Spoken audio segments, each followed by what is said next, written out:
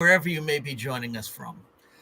Welcome to another edition of the Digital Download, which is the longest running weekly business talk show on LinkedIn Live. Now syndicated. Now globally syndicated on the IBGN radio network. Yeah. We're getting there. Yes. But by the time we've learned that perfectly, you do know there'll be something else to add in, and we'll be back to square one again, won't we? Yeah. Oh, most definitely. And at this point, that's almost the challenge. All right. So today, mind the gap. Today, we're talking about the widening gap between buyers and sellers. We have a special guest, Kerry Cunningham, to help us with the discussion. A renowned expert in B2B demand generation and management, Kerry currently spearheads research and thought leadership at 6 Sense. But before we bring Kerry on, let's go around the set and introduce everyone. While we're doing that, why don't you in the audience reach out to a friend, ping them, and have them join us? We strive to make the digital download an interactive experience. Audience participation is highly encouraged. All right. So with that, Adam, would you kick us off, please? Hello, everybody. I'm Adam Gray. I'm co-founder of DLA Ignite.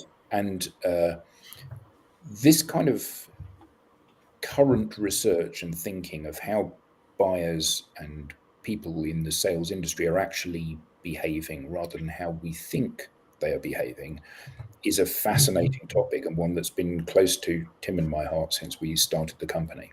So I'm really looking forward to today. Excellent. Thank you. Tracy. Good morning, everyone. I am Tracy Borison, founder of TLB Coaching and Events, a proud partner of DLA Ignite. And I'm really interested in this because I usually come from like the marketing angle. So when we think about this widening gap between buyers and sellers, the thing I immediately hear is marketing is not doing its job. So I'm super interested to hear where we go today. Excellent. Thank you. Tim. Hi, I'm Tim Hughes. I'm the CEO and co-founder of DLA Ignite. And I'm famous for writing the book, Social Selling Techniques to Influence Buyers and Changemakers. So Welcome. Famous. Thank you. And Alex. Good afternoon, all. Alex Abbott, aka the bearded sales guy. Not quite famous just yet for that, but getting there. Before we kind of get on to a serious note of buyers and sellers and misalignment, Is that a bomb? there's No, I think your lunch is ready. my hydrogen water is ready. I know how much you love that, Tim. And it's been playing on my mind, Tracy. We were talking before we went live about Saskatoon. And is it Saskatoon? I was thinking, where do I know that from? And it's the film Grown Ups. Do you Yes. The Canadian lifeguard with a really high-pitched voice. Yes, Adam Sandler loves to have a good time with the Canadian accent. Yeah. I think Saskatoon, Which most of us don't have, by the way. Saskatoon is the state capital of Saskatchewan, isn't it? Saskatchewan. Provincial capital is how we refer to it. We don't Sorry. have states. Yes. Sorry. Yeah, well pronounced. I struggled with that one. Most people struggle with Saskatchewan. Yes, that one. Yeah, I too am a proud DLA Ignite partner, and I'm looking forward to today's discussion. Excellent. And Alex is nowhere near Saskatoon, just in case you're wondering. Okay. Now I know. Thank you for that, Alex. And myself, I am Rob Durant. I am founder of Flywheel Results. I too am a proud DLA Ignite partner, and I am not yet famous for anything. Yes. All right. Yes. Yet. With that, let's bring on our guest. As I said, this week on the Digital Download, we'll speak with Kerry Cunningham. Having run a third-party BDR organization as the VP of Operations for 12 years, Kerry oversaw 500 plus BDRs, As vice president and principal analyst at Forrester, he co-authored foundational frameworks like the B2B revenue waterfall. Now Kerry brings over 25 years of experience in B2B demand generation and management to 6 Sense, where he focuses on bridging the gap between marketing and sales. Let's bring him on. Kerry, Hey, welcome. Kerry. Good Good morning. to see you. Good afternoon. Thank you. Yeah, good to see you as Good well. morning. Kerry, thank you so much for being here. Yeah, my pleasure. Kerry, well, let's start. Can you tell us a little bit more about yourself and how you got here? Yeah. So right now I'm in one of the winter refuges for our Canadian friends. I live in Palm Springs, California, which is at this time of year about 60% Canadian, I think, which is nice. It's a much more polite town this time of year than it is. That's because it was minus 27 degrees Celsius here yesterday. That's why Yeah, and Canadians go. we complain because it was 72 Fahrenheit. It's a little cool this time of year. We actually have a minor league hockey team here in the desert where it's 115 in the summertime. So give you a sense for that. But I spent most of my adult life in San Francisco, and that's where our teleservices organization started. We expanded. We had a company. I spent half my time for 5 years in suburbs of Montreal in a town called Vaudreuil, which was very fun to learn to pronounce.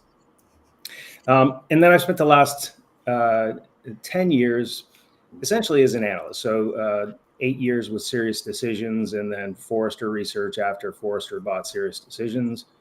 And virtually all of that time spent trying to help organizations improve their ability to convert leads into opportunities in revenue. And it was during that very futile period of time that we figured out that converting leads as such into revenue was the wrong thing to try to be doing. And that led to the development of Demand Unit Waterfall, which was one of the goofy name things that we developed, in the B2B Revenue Waterfall, and a bunch of other stuff. Moved over to 6 Sense about 2.5 years ago, doing the same thing. We actually have the solution to do it, which is why I finally made the move, like started talking about it without being able to say, here, go do this. So that's me. Excellent. Thank you.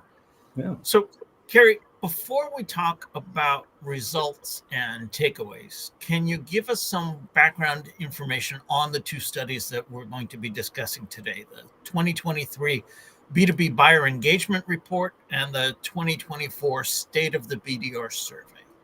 Absolutely. And I may bring in a couple of other studies that we've done recently. Please do. We've been busy. So last summer, we surveyed almost 1,930 something recent buyers in B2B. And that's people who made a legit B2B purchase over the last 24 months at the time we surveyed them. Sorry, Kerry, what do you mean by a legit B2B purchase? 10K in annual value or more. Okay. And so we may actually drop that because I've had a lot of complaints from some of our customers and other folks that I've talked to that number is a little too high. But we wanted to make sure that we were talking to people who are making considered purchases, let's say. And so we asked them about their buying process. And that's really where a lot of the insights we'll talk about, I think, today come from. We followed that up with another study that I'll mention here. We haven't talked about yet, but last year we did a study called the Buying Signals Survey. This year we renamed it and we called it the Buyer Identification Study for reasons that I could go into. But in any case, it's about how marketers identify buyers. So we got this big study that says, here's what it looks like when buyers are buying. And we've got this other one that says, and here's what it looks like when marketers are trying to identify buyers who are buying. And man, those things don't look very much alike. They don't intersect all that much. And then we also just published on Monday our State of the BDR report and benchmark. And there we surveyed just under 300 BDRs this year and ask them about their jobs and how they go about their jobs. We have some really good news about the BDR function. A lot of what we find is kind of like an antidote to what you read on LinkedIn every day. Love LinkedIn, but man, the news on LinkedIn is like, don't look at it in the morning, right? It's like a little depressing. And what we find when we interview individual people is it doesn't look like that. So anyway, that's the study that we just did on BDR. Some good news, some not so great news, but what we find is that the BDR function is more aligned to the way buyers buy now than the way marketers are marketing. Let's put it that way. This And is what I keep telling the world. Marketers are the problem. what would you say are some of the key findings of each? So if we start with the buyer, the buyer experience study, pardon me, little morning frog. It's early for you. It is. If we start with the buyer experience study, what we find is that buyers say that 70% of the time, or that they don't talk to sellers until they're 70% of the way through the journey. And I always say, that's not new. We've known that for a while from other research. What I liked about seeing that was that it tells us we're talking to the same kind of people that everybody else has been getting data from in the past. These are normal buyers. What they also told us, though, is that when they do have contact with sellers for the first time, they initiate that contact 83% of the time. And so that's something I think we have to put in our little sales pipes and smoke a little bit, because what that is telling us is that buyers really do control when they're going to interact with sellers. And to some extent, it doesn't matter how much you're pinging them, emails, phone calls, social touches. They'll respond when they're ready. So I said 83% of the time they initiated contact. We looked at the other 17, right? Because there's 17 who said that, no, my first contact came when I responded to a seller.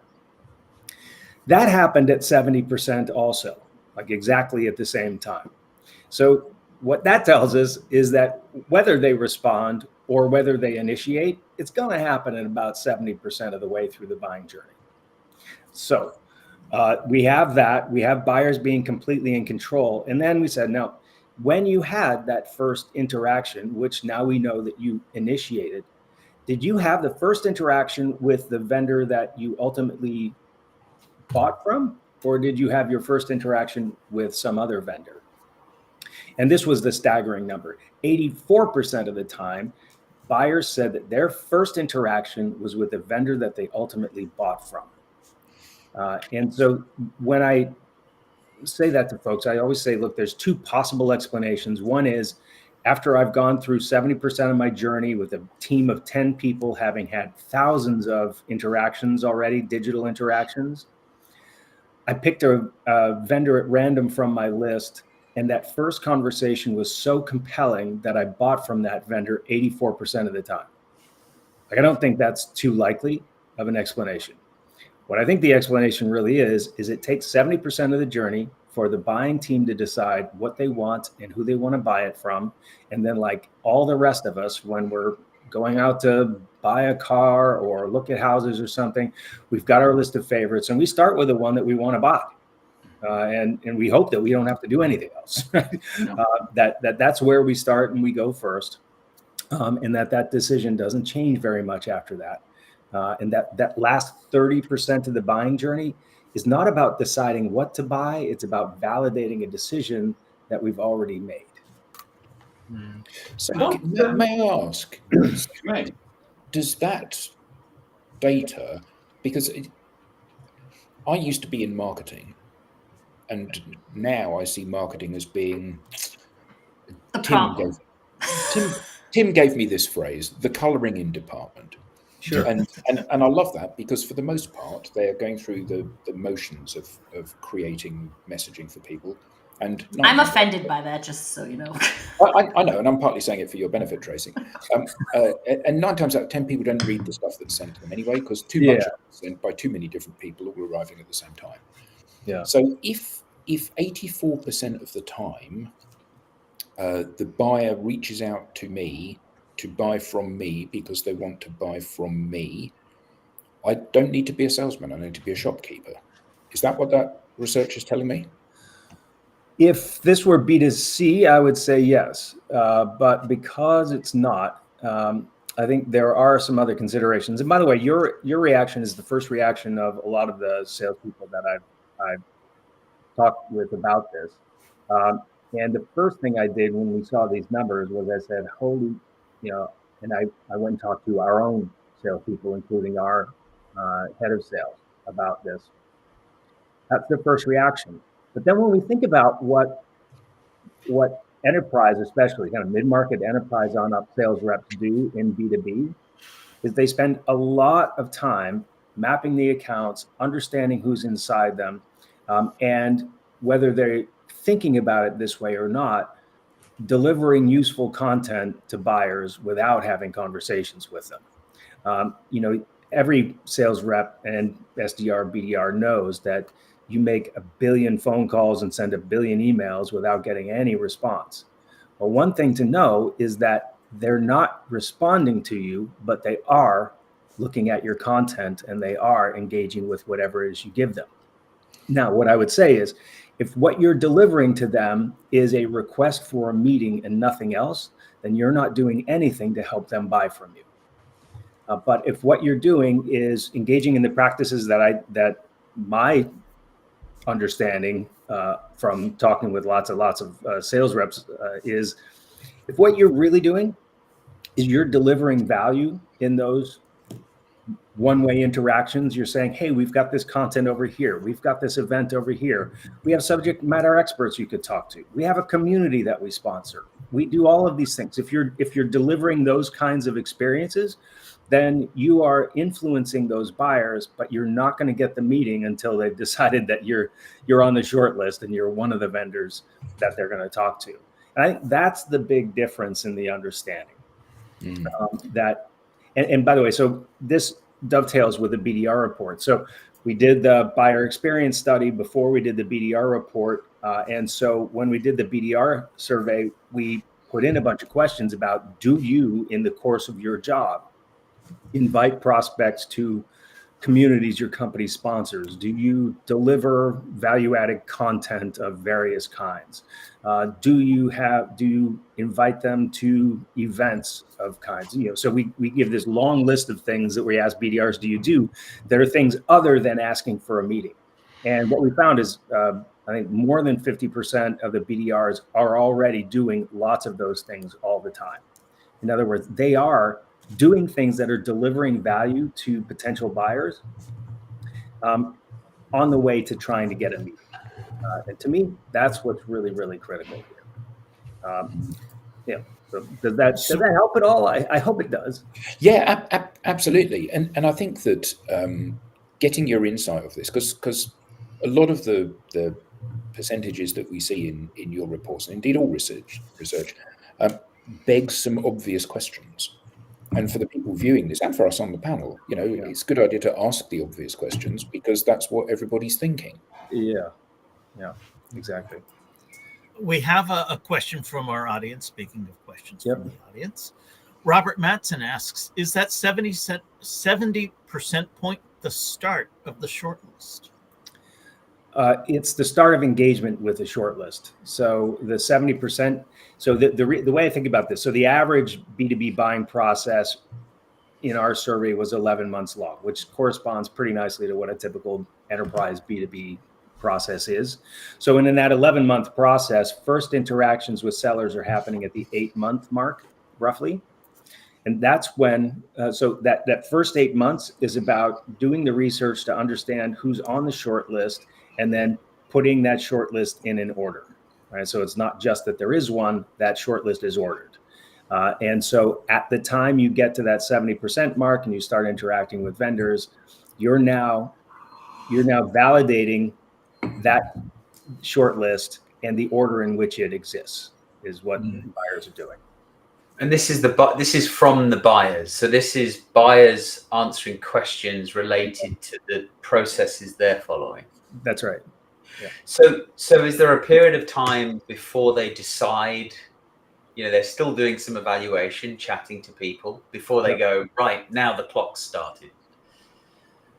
Well, so yeah, I mean, there's 8 months where they're out looking around and deciding. And I think, one of the other things that's really important to understand is they're talking to all kinds of people. So it's like 70%, I forget the exact number, it's in the report, but a very large percentage of buyers say that, for instance, they work with consultants and analysts in helping them buy, right? At like a very high number, which is totally gratifying because that's what I used to do. But it's a very high number, and of course they love talking to existing customers of vendors that they're evaluating, and that's one of the recommendations that we make very strongly is, if you've got customers who are advocates for you, make them available to your buyers without having to go through your sales reps. If they have to go through your sales reps, they're not going to do it prior to 70%.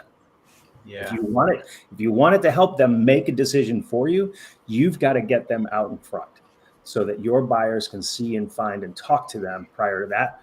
They're going to talk to analysts. So if you don't do anything and you don't think analysts and consultants are important for you to market and sell to, then you should change your attitude about that right now. Right. The same thing would also go to agency partners and folks like that they work with. I mean, they're relying on lots of people to help them make decisions and their peers, but they're just not. They don't want to be sold. They want to make a decision and then do their final evaluations. Yeah, we talk a lot. Sorry, go on, Rob. Go on. I was just going to ask: do you have any questions to the BDRs regarding outreach to the consultants and analysts in the industry? We didn't. That's a really good question. I don't think we've ever, I've never seen that, and I don't think I would. And no offense to BDRs with whom I spent a lot of my life, but I don't think I would have a BDR SDR kind of level resource doing that. Right. That's usually, like your analyst relations person's usually a pretty senior person because, analysts and consultants are pretty tough. And they ask tough questions and, you've got to be on your game and really know your stuff. But I think it's important, developing better programs to make sure that even if you're outside, like I don't know anybody who actually outside of analyst relations conversations has marketing programs directed at them. I don't know anybody who does that. Maybe folks do, but I think folks should, and whether analysts say they're looking at it or not, they'll look at it. They want to know. Yeah. So what you're saying, Kerry, is it's almost too late. So if the salesperson hasn't engaged with the buyer prior to them deciding that they have a need, if they're not the first one to be contacted, it's essentially too late because they've only got a very small chance of winning that deal. Well, you may have a really big one or you may have a really small one, but you won't know which, and you won't have controlled that, or you won't have managed that to the extent that you can. So, at the point where a buyer, and there's a couple of other really, to me, fascinating stats, 3 out of 10 people who are part of a buying team that will buy from you will fill out a form on your website to see content. Right? So just 3 out of those 10 people. But we know that statistically anyway, all 10 of them will come to your website, and there's not much difference. Like from senior executive on down, there's really not very much difference in how much activity they engage in during that buying process. The difference is between like 18 for director level and 14 for the most senior folks. They're all doing a bunch of research on their own. You can bet that the more senior folks are never going to fill out a form. But 7 out of those 10 people are on your website and never filling out a form. But 50% of buying team members will at some point reach out to somebody on the seller side for more information, right, when they need something. So they're more likely to go ask you for it than they are to go to your website and fill out a form to get it, because I think everybody is so form-phobic. Kerry, can I ask a question? to go back to what Alex said, if we're in this situation where people are now 70% of the way through the buying process before they ask, except if the flip side of that is in the world of SaaS and cloud, current VC advice is to only go for organizations that are in market. Right. That means that there's a big disconnect. Well, not necessarily, and that would be our advice too. But I think we have to define terms. So Right. when we say in market, and not to pitch, but like the thing that Sixth Sense does is it tells you not only which ones are showing signs of being in market, like basic intent data says here they look like they're in market because there's a surge of activity. But what Sure. we really want to know is, okay, where? Because like statistically and just by logic, most of those that are just making some noises and now doing some research are not going to be very far into a journey, and most of those will not even complete it. So what we really want to know is which ones are really serious. And so if you think of 8 months of research, there's a spectrum from poking around and doing a little bit to, holy crap, this thing's getting serious. We're actually probably going to buy something. We built a business case already. We've still got a lot of work to do to decide which vendor. So where you want to be is understanding which ones are somewhere between the, okay, this is real, and we just decided which vendors are on the short list, and you need to be blowing out your marketing budget and have your sellers, where possible, in those accounts, mapping them and influencing them the way you talked about for that set of accounts. Now, the good news is that's going to be a small set of accounts, relative to your total addressable market. That isn't going to be very many. And that's kind of the whole point. You've got all of these accounts that are kind of in market, and that's a small fragment of all of the accounts. So for the ones that are kind of in market, brand and awareness content, maybe light lead gen, high scale, low cost stuff. But then for that very small fragment that is, say, between 30 and 60% of the way through their journey, they need to know that you love them deeply and will be a great, great partner for them, right? And they need to, if you have content that is behind the form, then seller's job is to get that content and get it out from behind the form and get it into the inbox of whoever needs to see it. Yeah. If you have customers that they could be talking to, any of that stuff has to happen in that phase. Now, I think I'm playing devil's advocate. I have a kind of an issue with this idea of intent data, and I hope you don't mind this this discussion, Kerry. Let's have a good debate, because the signal comes, right. There's intent within these accounts, and then the salesperson goes tooth and nail to get into that account by hook or by crook. Yeah. But there is no trust or relationship yet. And therefore, does the intent data not carry the value that it could have? Should the reps not be building relationships in their accounts anyway and finding this stuff out? They should. So I think what you're pointing to is a big disconnect in the way that the market has thought about intent data. And it's mostly the fault of the people who sell intent data, who've been overselling it for now 7 years. Right.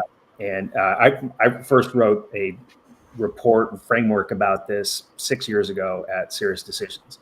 So intent data is a signal, the same way your leads are a signal. Now, if your leads are a signal, they're a very bad one. 1 out of 100 of them turn into revenue. But intent data is a much worse signal by itself. So it doesn't have a name attached to it. It doesn't have people that you can call. By itself, it's terrible. The anonymous traffic on your website is another one where you can de-anonymize the traffic on your website. That's intermediate between a lead and third-party intent. But if your lead is bad, then the anonymous traffic is also bad and slightly worse. And then the third-party intent is worse than that. When you think about just sending sales reps after them, I mean, doing that is a last resort. It's much better than saying, here's a set of accounts we think are good, go after them. I mean, if you can know which ones of those are showing some intent, then that's better than just sending them into the account naked. But what you really want to do is combine those signals. with whatever other signals that you have, right? Because none of them are very good by themselves, but when you combine them and triangulate on which accounts are showing signals across all of these different channels, now you have a signal that is much, much more reliable. And that's what we really want. And so ultimately, what we really want is we want a full accounting. And this is the way I talk about it, nice accounting language. We want a full accounting of where all of the accounts in your ICP are relative to a buying journey. And we know that most of them will not be in one. And that's the first thing we want to know. Which ones are not? And then let's, a little brand and awareness or whatever, leave them alone. Even if they come to your website and fill out a form, if one guy from one of those ICP accounts comes to a website and fills out a form and there's no other signal, leave them alone. They're not in market. Let them look at your stuff. But then for the rest of them, we want to know, where are they in that journey? And if they're early in the journey, that's marketing's job. Engage them, high scale, low cost until we know something more, then higher cost and lower scale when we know something more, until we know that this is one where they're going to buy from somebody and our sales reps need to be in there.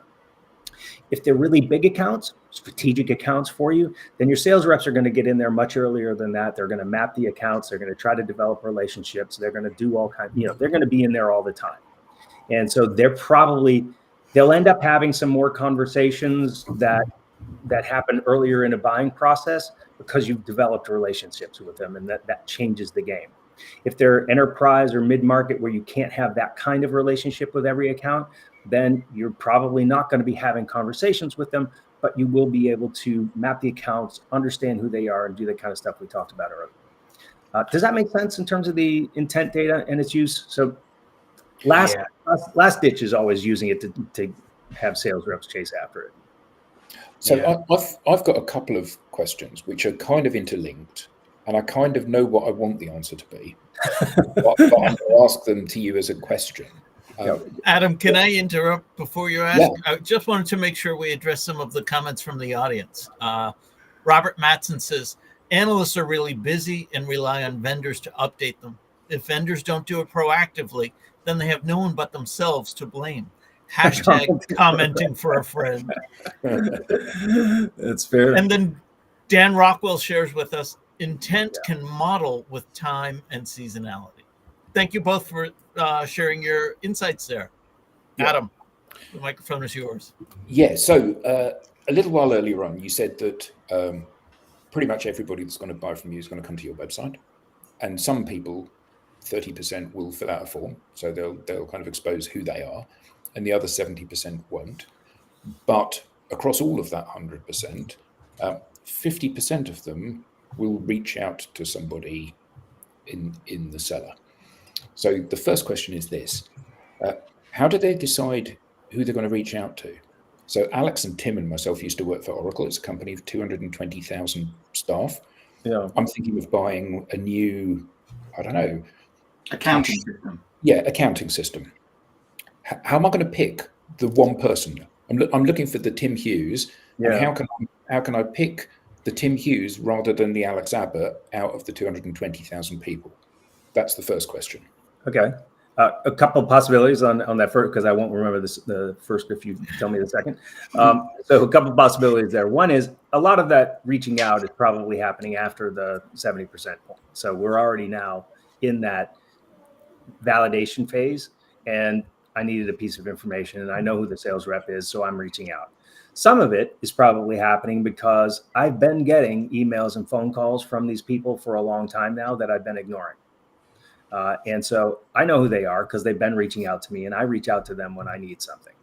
Now, that what we would have a very difficult time teasing apart is somebody who says, I reached out proactively, but I did it because I got an email 3 months earlier, right? And that happens in sales all the time, right? You're emailing somebody, and then 6 months later they respond. Well, in their mind, they're not responding. In their mind, they're proactively reaching out to me because now is the time when they need to. Right. Okay, that's kind of what I thought was the situation. So the other one is this, and actually I'm quite militant on this view, and this view may prove to be wrong. So buyers are 70% of the way through the buying journey before they reach out to the seller to say, I'd like a little bit of help with this. And during that time, they've specified the solution to the problem, and they've identified who are the prospective vendors of that or providers of that service. And they've ranked those vendors from whatever criteria they determine to be important, from most attractive to least attractive. And then they reach out to those in turn. That makes perfect sense. The problem is that most people in the B2B space are selling something which is incredibly complex. And the buyer, by virtue of the fact that they're not a seller of this product, are relatively ignorant about what the scope of the possibilities looks like, and indeed what the solution is.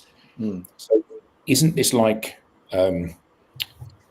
giving a child a series of components and saying, well, all the bits you need there to put the computer together are in the box, put them together and make a computer, when the child can barely speak? So how do we get to the point where we know what the right solution is? How do I get to the point where I can educate the buyer enough that the right solution is my solution, given that every vendor in the marketplace says, my product's best, my product has got these 150 different functions, and we're market leader? Yeah. Well, I think, so I think one of the things at this point, so as much as salespeople were initially not happy with me, brand people absolutely love this research. Because one of the things I think it does say is that people are not, and this is true, this was part of the genius of Steve Jobs is, yes, when people were buying PCs for the first time in their lives, they're very complicated machines who have lots of different functions and all of that. But what Steve Jobs' insight was, but yes, they're going to want the pretty one. And that is true. It's the same with a car. It's the same with a lot of things. They're very complicated and all kinds of things, but we buy the ones that we think are pretty, or whatever our version of pretty is for that thing, whatever we instinctually like on a gut level. Now, we may go through all kinds of decision trees on our own with the stuff that we can know to come to that decision, but ultimately we're going to buy based on the consensus that a buying group has about which vendor is going to be the best partner for us in accomplishing whatever it is that we want this technology or machine or whatever to do. And the extent to which you can help your buyers understand what that relationship is going to be like is the extent to which I think you win deals, or lose them if you do a crap job of it. But like, if you do a good job of enabling buyers to get all of the information they need, and you talk about things in a way that they can understand, your content delivers the information in language that's familiar to them, in formats and structures and channels and media that is friendly to them, then you will feel like a really good partner, even if your buyer isn't explicitly saying that. And I think that that's one of the things that we haven't really thought nearly enough about in B2B is all of the stuff that's on your website, every bit of content, all of that sales process, it's all auditioning to be a business partner, which is what your buyers need. They need somebody who's going to help them solve a problem. Yeah, I love the fact that you said the genius of Steve Jobs is that they're going to buy the pretty one. And, when we are talking to help clients with their customer acquisition, we're often saying to them, people will make the obvious choice. You need to make sure that you look obviously better than everyone else. Whether you are or not isn't the issue. It's whether they think you are, whether you look better. That's the key thing here. Well, and I'm wondering too if there is like this alignment or belonging component, because one of the things that I find very impactful from a marketing, storytelling, and community building perspective is going out and saying like, hey, we're this fintech, and yeah, there's 800 other fintech companies, but this was the gap that we saw in all the other fintech companies. And so we are here filling this gap. If this is the gap that you have, then here we are, the only one filling that gap. And that is messaging that aligns with specific people because they're like, oh, we too have experienced that gap, so now this makes sense. But you can also be saying that same message to people who have not experienced that gap, and they will be like, meh. Yeah. And so it's about it's interesting because when we were talking about intent data, these are the types of things that I always recommend people to like put out into the market to allow people to show. Maybe I wouldn't necessarily call it intent, but it would be alignment, that they are aligned with your business purpose, aligned with your business ideas, why you do what you do. And so maybe they need what you have right now, which is a small group of people, or maybe you're the person who now is like fixing that gap in the market in their minds. And then they can now go out and be like, hey, did you know that these people are doing this over here? Yep. No, totally.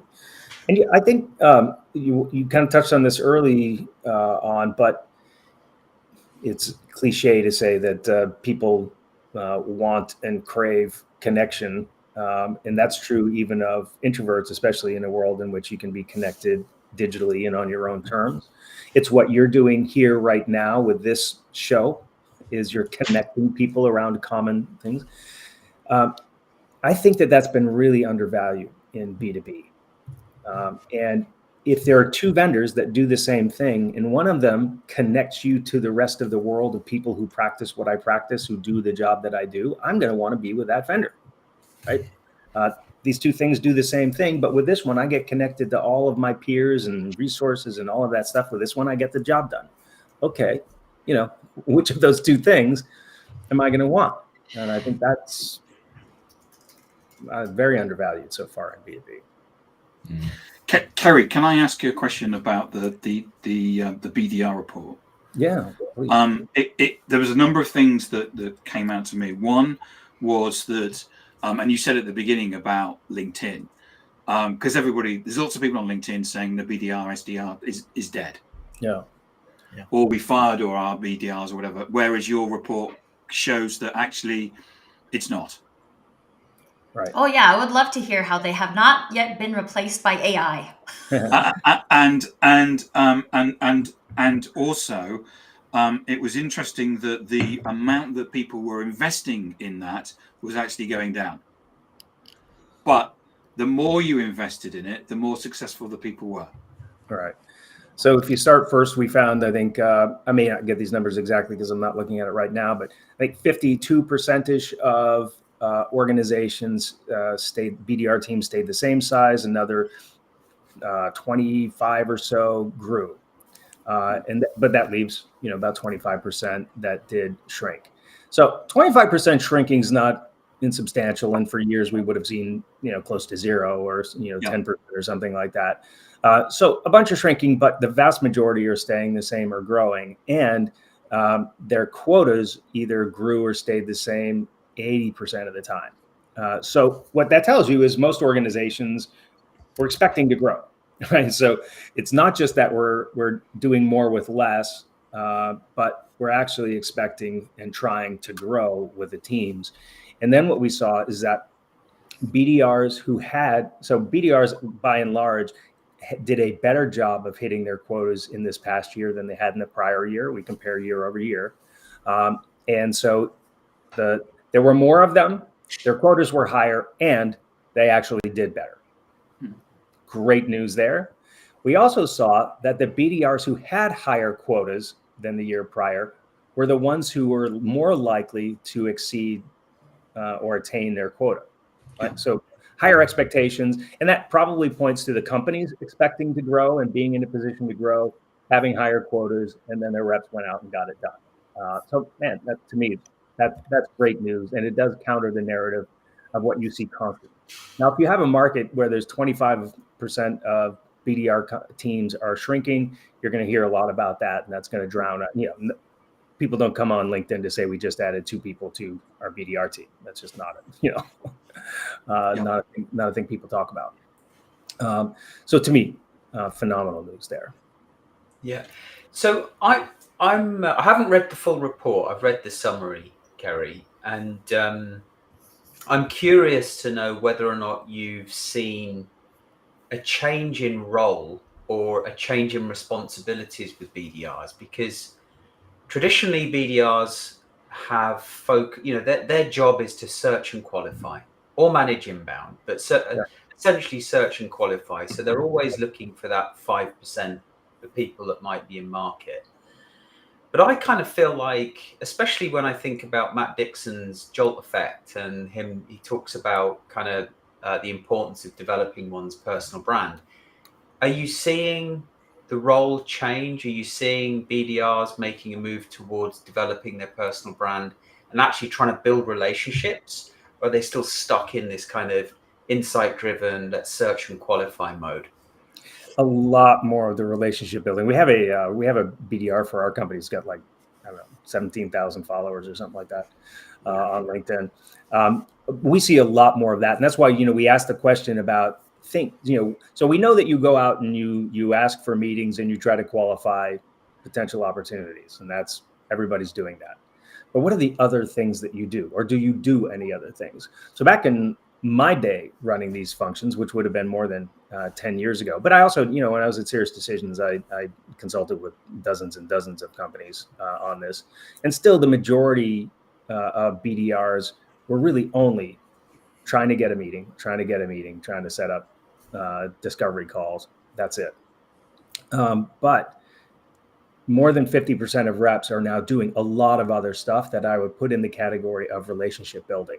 Whether it's relationship building for them, not as much, but relationship building between their company and people within the target accounts. And they're multi-threading like crazy, like overdoing it a little bit. So we saw an average of, I think, 6-ish people that BDRs are reaching out to in every account.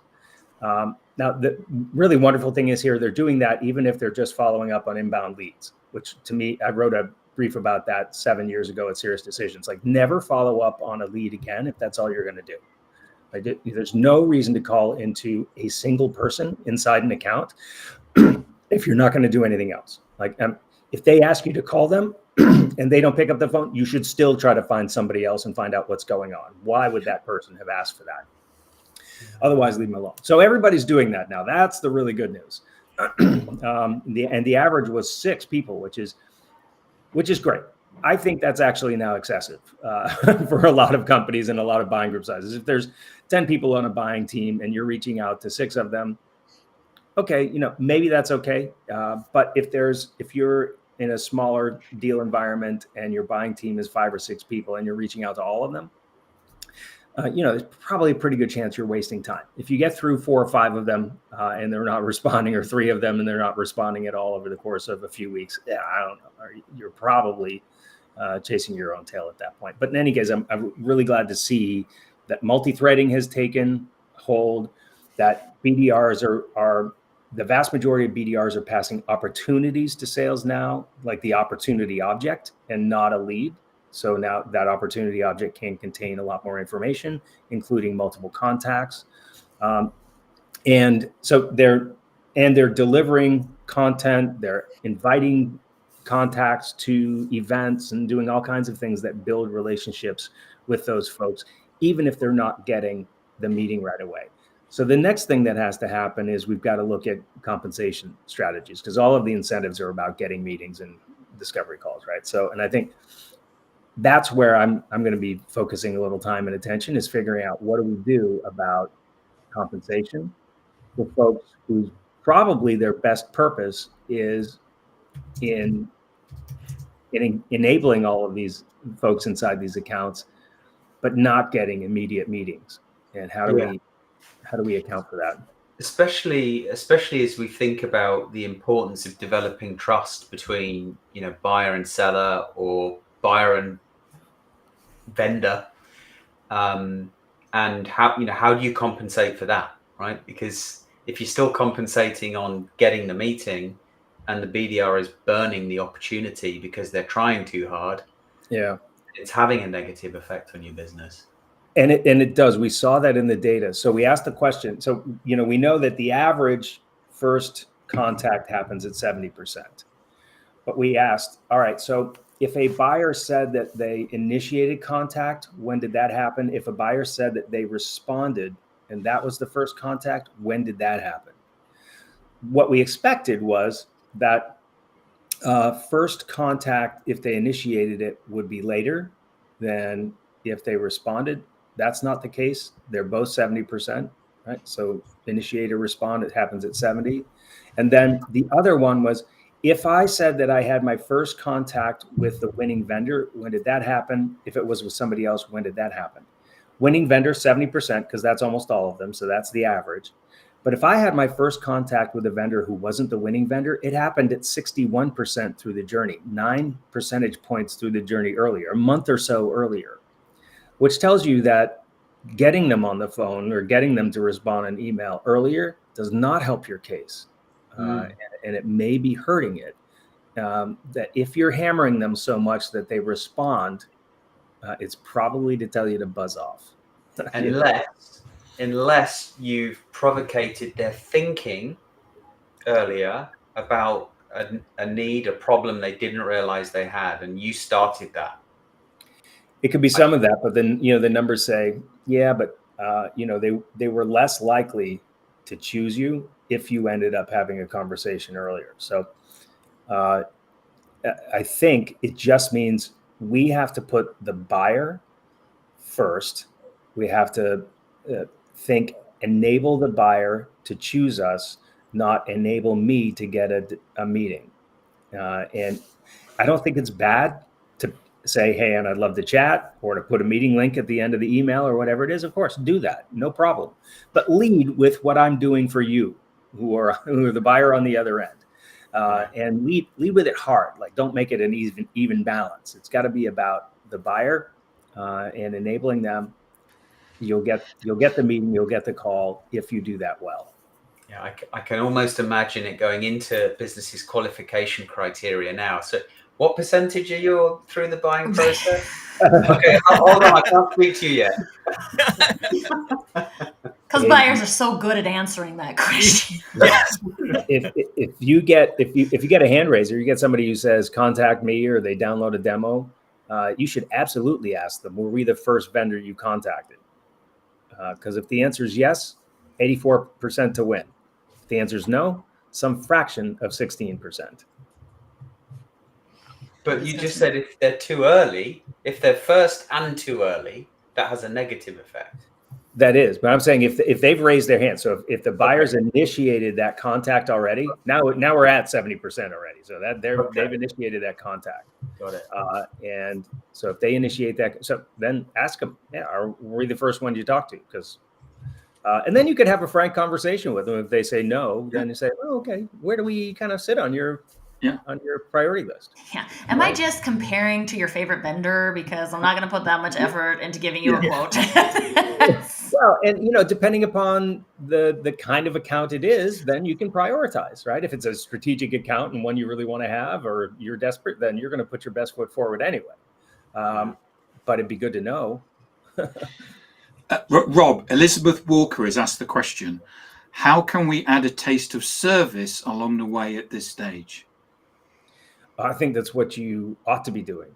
So every way that you can audition how you provide value to the buyer is what you ought to be doing early on. So in terms of very specific techniques, I think it'll depend on what kind of solution you offer, what it is that you do.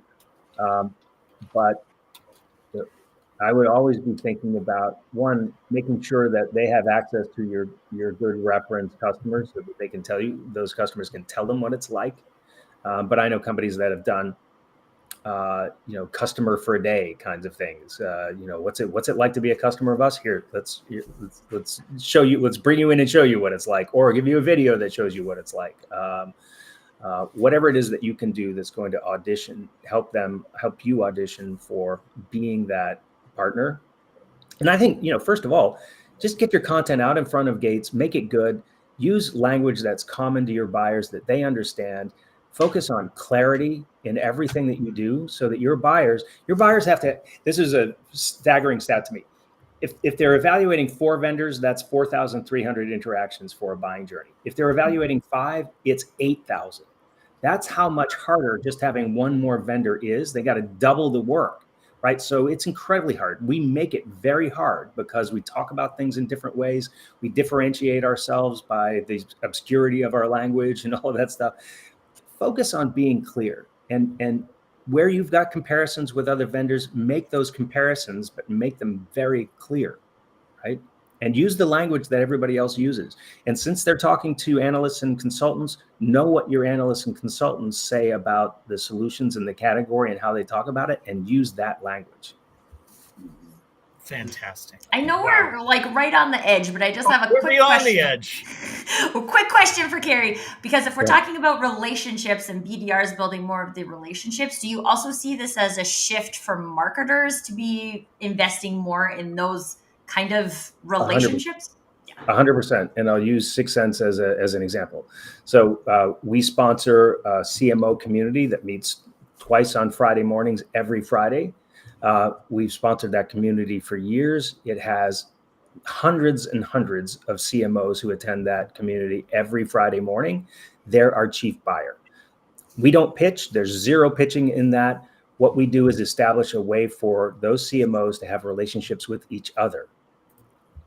And that's our role there. We have a community for BDRs, exactly the same thing, right?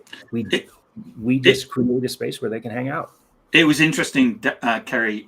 Derek Weeks, in his recent book, actually talks about your CMO community. And we have others, and we'll continue to have others. Everything that I do is published in front of a gate. You don't have to go behind the gate. And my job is to be out and about and talking to folks and doing these kinds of things as well. I have lots and lots of conversations on LinkedIn, online, offline, with marketers and sellers who are not prospects or customers now. I'm part of our service to the community. That's my gig. And so marketers can do all of those things and a whole bunch more, right? All of the events that you put on or don't now, but should, all of those things I think are wonderful ways of building yourself into the community and making that community better. Rob. Kerry, this has been fantastic. Actionable insights, some tips that we can apply right away. Thank you for that. How can people get in touch with you? How can they learn more? So 6cents.com/research. And we got a lot of it, as you probably will have gathered by now. And it's all there, freely accessible, no gates. And then you can find me on LinkedIn, Kerry Cunningham. I'm linked in the invite. If you're on this, my name is linked in there. You'll be able to find me pretty easily. And I post very frequently about the research and then other comments, gripes, and those kinds of things as well. Hello, Nicholas. Yes, Nicholas is here.